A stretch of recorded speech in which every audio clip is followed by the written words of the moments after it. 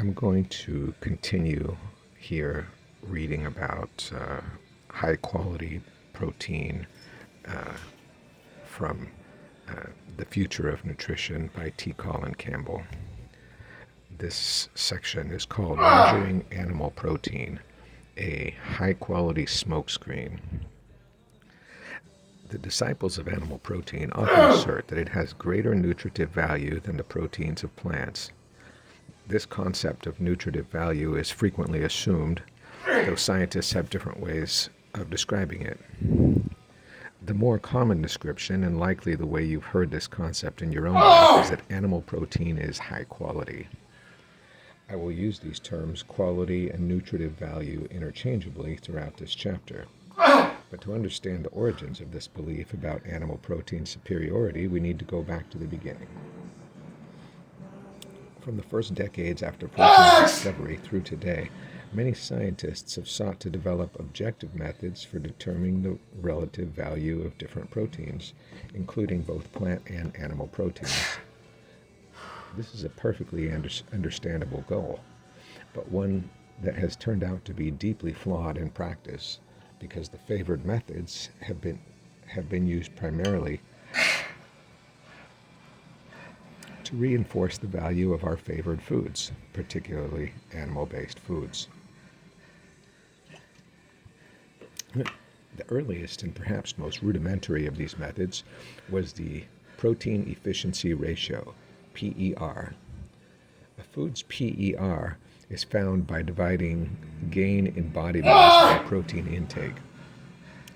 That is, it measures the efficiency of different proteins in promoting body growth. And although mostly used by farmers and agricultural researchers rather than in human health, PER is worth considering because it reflects how our fetish for protein carries over to inferences about human health. The PER method focuses on maximizing growth.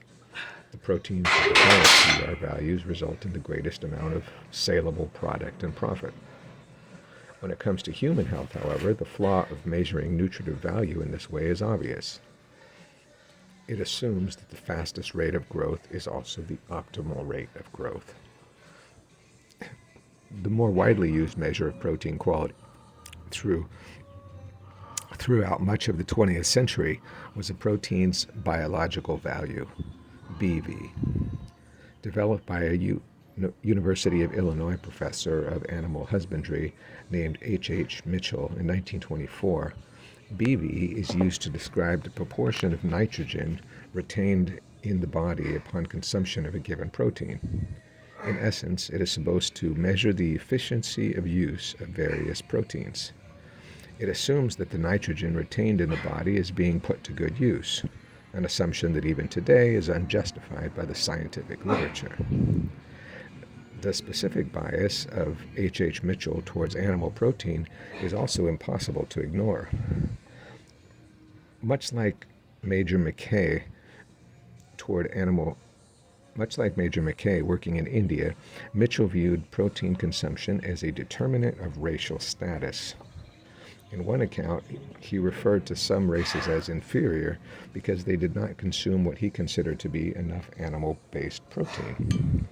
Although BV, like PER, is not often directly cited in discussions about the importance of protein for human health, I present it here because historically it generated a popular understanding of animal-based protein as superior to plant-based protein.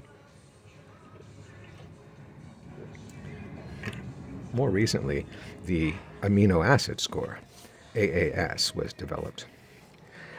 To understand this measure, it's important to know that proteins are built from long chains of amino acids, like beads on a string. After a person eats proteins, the body breaks them down into individual amino acids in the intestine before reassembling them after intestinal absorption to form new proteins for itself. The AAS measures how faithfully the arrangement of amino acids in various food proteins matches the arrangements of amino acids the body reassembles to use. Animal-based proteins contain the amounts and proportions of amino acids most similar to our own, unsurprisingly being that we're animals too, whereas plant-based proteins differ.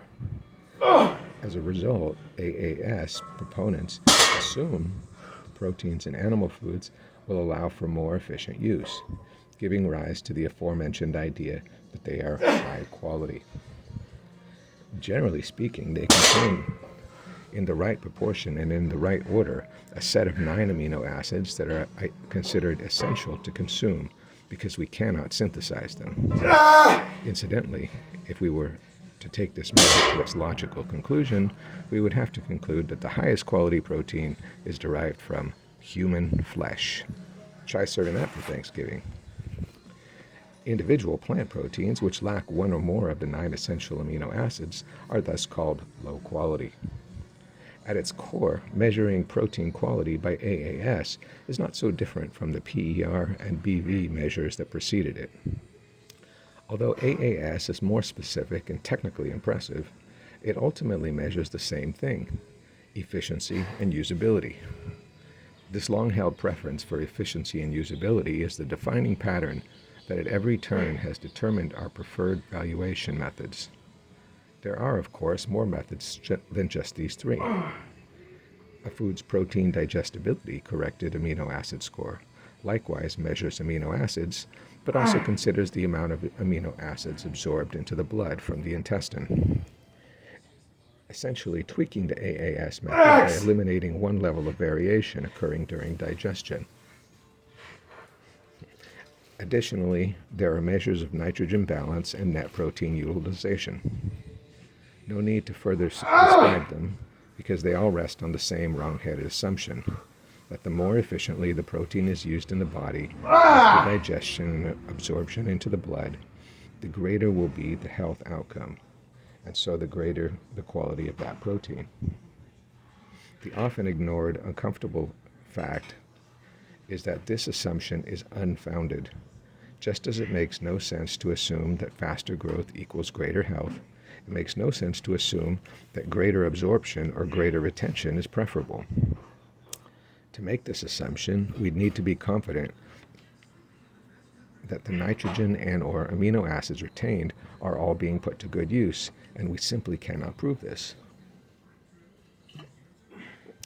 We also cannot focus, as these specific measures do, solely on the specific effects of the protein in animal-based foods. We must look at the wider effects those foods have on human health. Animal protein, as food, is packaged with many other substances, including questionable ones like cholesterol and saturated fat. Indeed, odd as it may sound, no known health risks at all figure into our assessment of protein value. Never mind that along with increased body growth, the accumulation of protein in our bodies may also increase the rate of cancer growth, serum cholesterol levels, and cardiovascular disease risk. Given the massive and ongoing toll of people killed or disabled by these pernicious diseases, you might think we would take a more nuanced approach to our assessment of protein quality. Even the presumed benefits of animal protein may be misunderstood. Take growth, for example. After being shown that high-quality animal protein produced a faster rate of growth in pigs and rats, it was inferred that the same could be true in children. This is probably correct, and of course, growth is particularly important for children. Besides being an essential part of health, robust growth conveys the impression of superiority and strength in many cultures around the world. However, early rate of body growth does not necessarily translate into greater adult height and physical prowess. Our ultimate height is more closely related to genetic predisposition, though early childhood diseases and other influences can reduce attained adult height. Absent these problems, which are more common in impoverished parts of the world, childhood diets without animal protein do support equal attainment of healthy adult height. Moreover, faster rate of childhood growth caused by high-quality animal-based protein does not necessarily mean healthier adults. Indeed, consuming high-quality animal protein increases growth hormone, resulting in earlier sexual maturation, higher levels of sex hormones, and increased risk of cancer of the reproductive organs. I find it scandalous that these well-documented adverse effects have been omitted from our valuation of protein quality for so many decades. In my own research program in the 1970s and 1980s on experimental rats, discussed in greater depth in Chapter 9, as well as in the China study, we repeatedly established the ability of higher consumption of the milk-based protein casein to dramatically increase a growth hormone associated with increased cancer development. In contrast, high levels of a low-quality wheat protein had the opposite effect. Due to its deficiency in the amino acid lysine, the wheat protein prevented cancer development. We know that the missing lysine was responsible for the change because when lysine was restored, cancer growth resumed to the same level as for casein. In other words, animal-based protein increased cancer growth while the plant-based protein in its original form did not, until its amino acid profile was improved to the level of its animal-based counterpart. So, I had to add in another clip of me doing squats again so that I could finish that section, but I thought that was an important section. And I